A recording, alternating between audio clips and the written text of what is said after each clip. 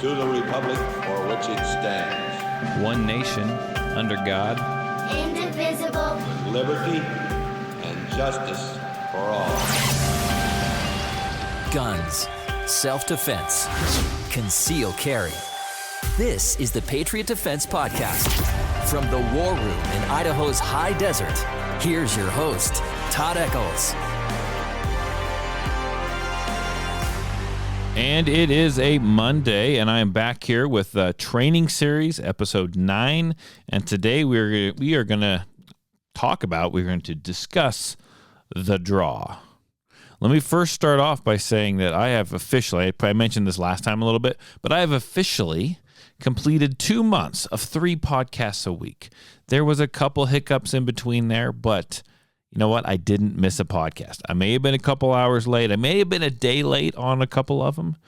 But man, 2 months, 3 podcasts a week, that is a lot of podcasts, and I am pretty proud of myself because I haven't had the most stellar record of releasing podcasts consistently. So can't say I've been consistent for 2 months now.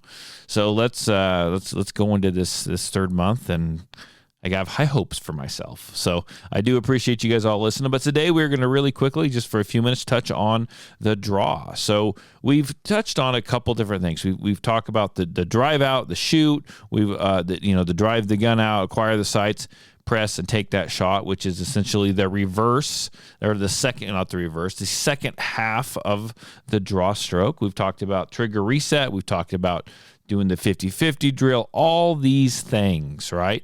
Now we're going to talk about the draw. We've talked about holsters too. At least in one of the other podcasts, we talk about holsters. Now, if you're going to do the draw, perform the draw, which is an essential item for if you're going to carry a firearm, there's a couple different things that you need to consider. Now, we're going to discuss today, just for the sake of discussion and the way I teach the draw. I always teach it from a holster that is OWB holster, outside the waistband holster, so from like an open carry standpoint. Now, when you're using a holster and carrying your firearm in a holster, it should be a good quality Kydex, or the Kydex is a thermo-fitted plastic holster to your specific gun. And you want that Kydex because you want it to protect that trigger. Because I'm assuming that if you're carrying a firearm, it is with a loaded magazine and a loaded chamber, one racked, one chambered, one ready to go. So you just have to draw and fire. Now there's a couple, and you want that good holster to protect that trigger. Now there's a couple things to consider when you're learning how to draw that gun. Drawing that firearm is what we call a 6-step process. So step 1, you're going to reach down, you're going to grasp, you get that initial grip. But when you do that, you're also going to bring your left hand up to your chest, and it's to simulate, first of all, get your hand out of the way. But when you go to draw from concealment, that's going to be the hand that grabs your shirt, your jacket, your cover garment, whatever that may be, and gets it out of the way. So step one is bringing that left hand up to your chest, high up to your chest, acting like you're grabbing your clothing, and it's that first initial grip of the firearm in the holster.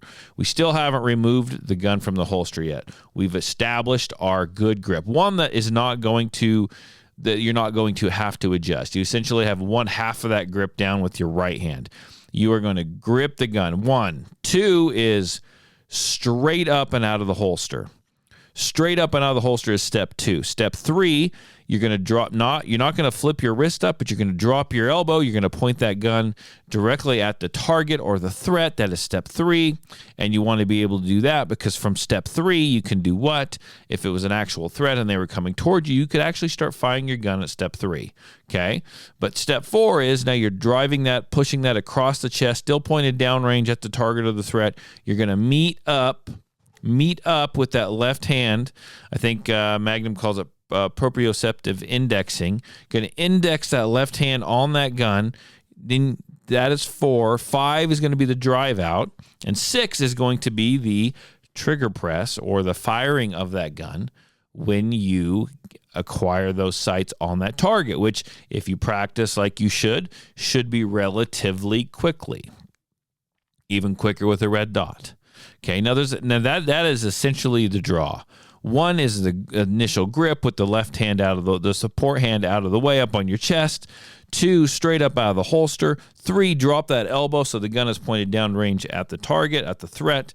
Then 4, you're going to drive it across the chest, meet that support hand, so you have a two-handed grip. Drive it out to 5, 6 being that dry fire. Now, a couple different things. When you are drawing the gun, you're eventually going to have to reholster it, right?